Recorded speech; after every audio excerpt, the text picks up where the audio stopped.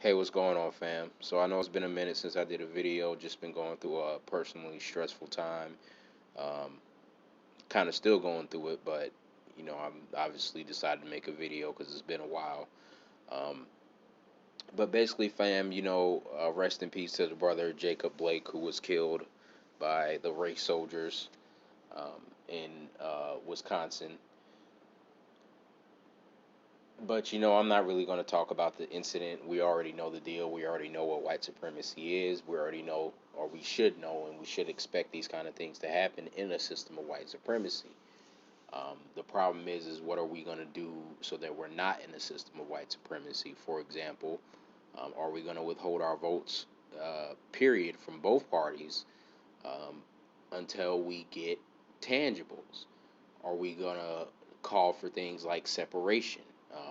Are those of us who are really about getting rid of white supremacy, are we gonna call for maybe reparations and separation so that we can build our own society that's just and fair to us, and we don't have to worry about, um, you know, dealing with an unjust white supremacist society? Are we going to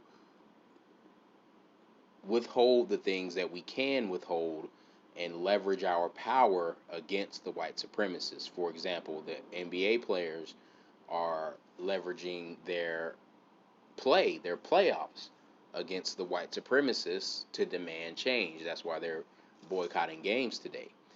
Um, Colin Kaepernick, when he was making this statement towards, was taking a knee, and I'm still going to make a video about him. I have been wanting to make a video about him for over a month, but first I had other videos I wanted to make also, and then obviously I took this break just because I've been going through a personally stressful time. But even Colin Kaepernick, he leveraged and put his career on the line and use his notoriety and his publicity to bring attention to an issue, which he did it and it worked. Um, Even though it took some years for the rest of society to catch up to the level that they're catching up now. Colin Kaepernick, what he did, and now everybody's kneeling. So what he did had an impact, and at the time though he was crucified for it to the point where he lost his career, a career he will never get back. Um, but I digress. This is not about Colin Kaepernick. But what are we willing to leverage? Again, um, one thing I know a lot of white supremacists or suspected white supremacists value is sexual access to black people. So, not even because you so called hate white people, but if you truly wanted to end white supremacy, you should leverage the fact that white people want to be in relationships with you and say no. We as black people are not going to date or be in relationships with white people as long as there's a system of white supremacy, because it's inappropriate, because we have a system of white supremacy. So how can a black person engage in any kind of romantic relationship with a white person until we get rid of the system of white supremacy? The things that black people can withhold from white people, they should. This is why I'm such an advocate of not voting. Withhold the vote from white people, because we see what white people will do to themselves when left up to their own devices to vote. We will get Donald Trumps. And again, if we continue to not vote, it will get worse and worse. But that's the point.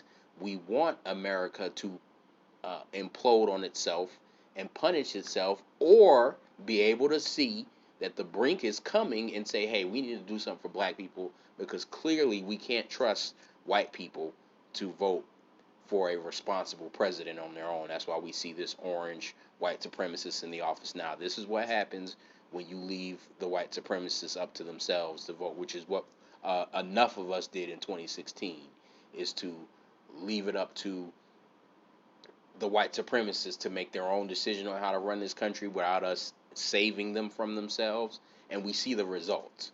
Even going, not just Trump, go back to Bush. Do you know the kind of economic damage that Bush did? That's why we had the 2008 crisis. Do you know the kind of economic damage Bush has done to America?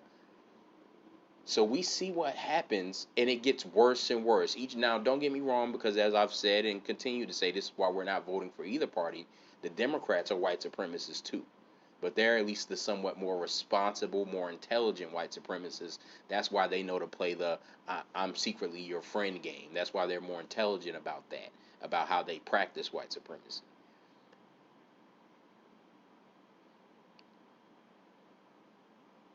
But with the Republicans in particular, because we know that they attract the more open white supremacists, we we see it gets worse and worse. We get Bush who lies and starts who starts wars based on lies. He's a war criminal. You don't even go after the people who actually committed the terrorist act against America, which was a bunch of Saudi Arabian nationals, because you have oil interests or oil buddies in Saudi Arabia who have billions upon billions of dollars. So you have a financial interest in staying cool with the Saudi Arabians. Yet you attack Iraq based on a lie so that you can steal oil from their country. And then it gets worse and worse, and now we got this orange lunatic in office. So again, we're gonna withhold our vote, and we'll watch the presidents get worse and worse and worse, and America will implode on itself, which is what it deserves for how it's treated its foundational Black American citizens. Or someone will wise up and say, you know what? If we continue to if we continue to go down this path of disregarding black people's needs, it's going to go bad. One way or another, it's going to go bad. America is going to collapse and implode on itself one way or another, whether it's because of internal civil war or economic collapse from irresponsible presidents and irresponsible politicians, or a combination, or disease, or a combination of all three, or something I didn't name. Something's going to happen, and it's going to be a result of our treatment of black people, and then them responding by withholding their services, withholding their vote, withholding even their relationships with us, until it's going to go bad one way or another. And they'll say, you know what, we don't want it to go bad, so we're going to give black people what they need in order to save America. They're going to make one choice or another. Either they're going to allow America to collapse in some kind of catastrophe that's going to be a result of their treatment of black Americans, or they're going to save America by doing the right things by black Americans, by giving us our own autonomy, our own power, and at the very top of the list to me, our reparations. But not just our reparations, we need our own sovereignty, but reparations are a step in that direction. You cannot have um, you you you cannot have freedom, or I can't remember the quote, but there's a Martin Luther freedom freedom without food is famine, or something like that. And that's basically what it is. Freedom without food is famine, or freedom without sustenance is famine. Like, if you have freedom and no resources, if you have sovereignty and no resources, all you have is famine. You don't have freedom, you have famine. So that's why reparations is at the top of the list to me, because idiot pan babblers, I hate to bring them up, but idiot pan babblers will say stuff like the white man's cash ain't no good. We don't need his cash. We don't need no money. Well, fool, how you gonna build things with no money? Huh? How you gonna have a society with no money? How you gonna build something? How you gonna pay them? Huh? How you gonna get architects? Or how you gonna get food? You gonna barter it? You gonna barter what resources? What are you gonna barter? Hmm? And the person who, what if you're gonna be a farmer? The person who got 3 chickens today, what if they don't need 3 chickens tomorrow? But you still need more oil or more electric work, or you still need the building to be completed. Huh? You expect people to volunteer? Hmm? You gonna train them? How you gonna pay to train them? You gonna train them yourself for free? How to build, how to bank,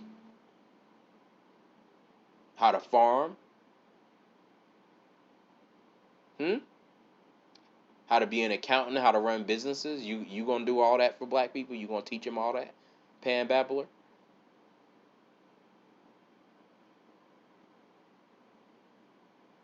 All right then, that's what I thought.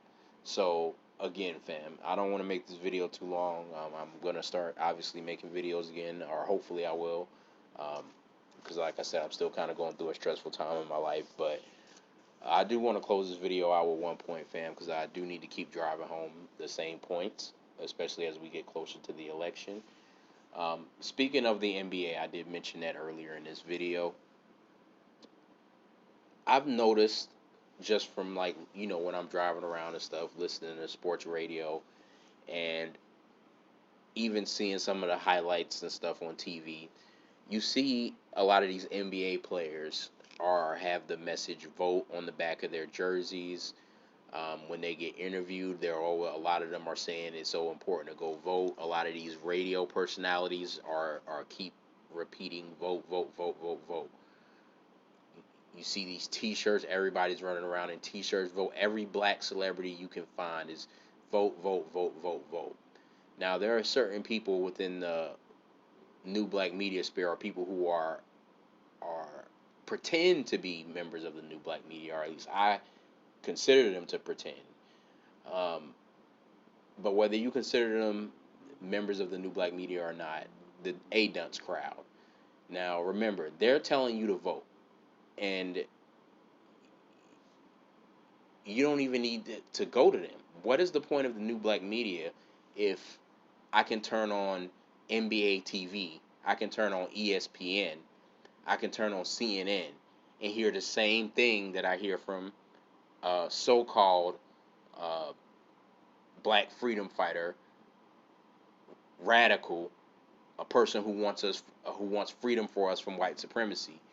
The same thing that I can see from the tokens of white supremacy on corporate media, which is vote, vote, vote, vote, vote. And they're not telling me to vote for Democrats. So they're more unbiased than the A-Dunce Negroes. Because the A-Dunce Negroes are running around saying Democrat down ballot. Even the NBA players and the celebrities, they know not to say go vote Democrat. They're just saying go vote, period.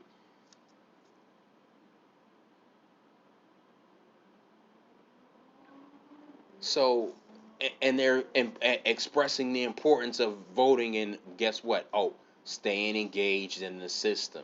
And oh, you can't play if you don't win. You can't win if you don't play.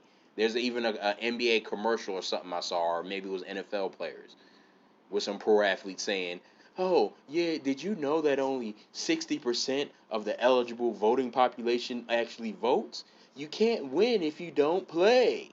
So why is it that I don't even need to watch an A Dunce YouTube channel to hear the same advice that I do get from a so-called member of the new black media? And fam, this is why I spent so much time going in on that group. Obviously, is because they it's already hard enough to get black people on code. We know that the majority of black people are still gonna go out here and vote for the Democrats. All right, and that's people who are not even members of the A Dunce movement. And then we obviously know that the members of the A Dunce movement, under the logic of Democrat suicide down ballot, are going to go vote for the Democrats because you know what? I'm about to dive into a topic that probably should be a whole nother video, so I'm not even gonna say that. But um, they're gonna go vote for the Democrats too. That's why they're running around saying Democrat down ballot. So, fam, I just want y'all to think about these things. Just food for thought. Again, with the Jacob Blake thing, rest in peace to the brother. But what are we going to do as black people to respond differently? Also, remember, keep in mind, fam, a lot of these times, 9 times out of 10, if you see a Negro on TV, especially if he's on TV regular or he has a job on TV, he's a token of white supremacy. I don't care who it is or how much you like him. And again, I'm not saying 100% of the time, because sometimes some real riders do get on TV, and especially if they don't have to talk about real rider stuff and they can just stick to, I don't know, rapping or something that's kind of not really about being against white supremacy. But not 100% of the times, but 9 times out of 10, if you see a Negro on TV, he's a token of white supremacy. you see a Negro making millions of dollars based on the fact that he's involved in media and he's on TV a lot, whether it's because he's an athlete or he's a CNN anchor or he's an ESPN anchor or whatever he is, or he's a radio host of a major radio show, whatever it is, 9 times out of 10, if he works in that kind of world, he's a token of white supremacy. And even Negroes in the A-dunce crowd, as much of dunces as some of them are, they are still smarter than your average black person for the most part. That's why they were at least somewhat attracted to a fake black radical message. Even they understand that you can't keep doing the same thing over and over. So they've tricked themselves into thinking that you can do something different.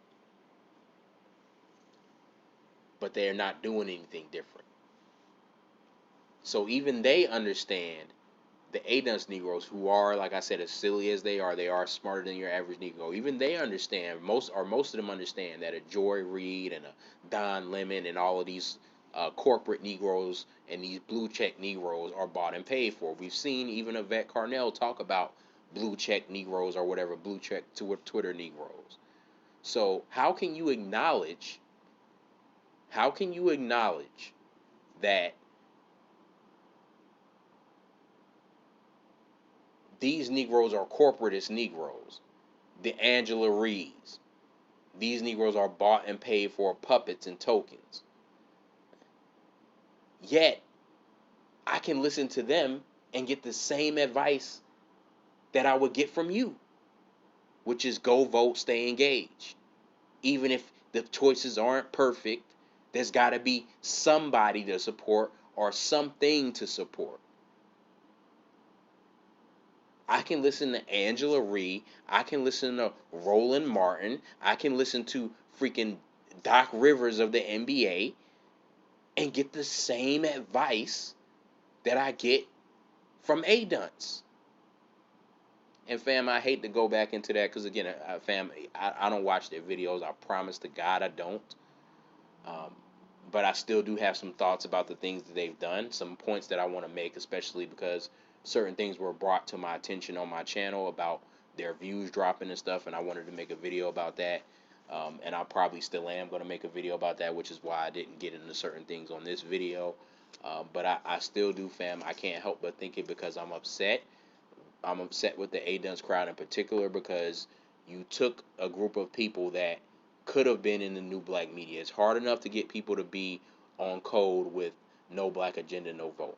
And you took a group of people that were receptive to hearing the no black agenda, no vote message and gave them an out to go back to being Democrat slaves. You gave them an out and you hurt our movement. And I'm not trying to say that. I know some of them will take that as a good thing. Oh yeah, I heard that Pimp Tariq's movement. I heard that faker Jason Black's movement. Whatever. You can say what you want about how you feel about certain personalities, but again, my thing is not about personalities. It's about being anti-white supremacy and no black agenda, no vote. And you damage that by doing a bait and switch sheepdog tactic where you reeled a lot of people in with the going in hard on the Democrats, talking about our nationality, talking about how we need a black agenda, talking about our tangibles, and then you flip the script and say we need to vote for ballot initiatives that has nothing to do with a black agenda, and there's got to be somebody for you to vote for, even though you can't name all of these politicians, all of these somebodies that have black agendas. You swear and make it sound ludicrous that there's anywhere in the nation where a black person would have nowhere to vote or no particular politician to vote for. You find that hard to believe that there's not someone to vote for, meaning that there's an abundance. And in every district around the country, there's at least one politician with a black agenda. Because you find it hard to believe that there's not somebody to vote for. But if you somewhere where there's not somebody to vote for, you got ballot initiatives. and then you list off ballot initiatives that have nothing to do with a black agenda. So you did the bait and switch, you did the trick bag, you did the sheepdog tactic. But because black people are already vulnerable to cult of personality, and because they are scared, a lot of them are scared to truly stand up to the Democrats and truly stand up to white supremacy in a small way. This is not pulling out guns and going to war with a police force.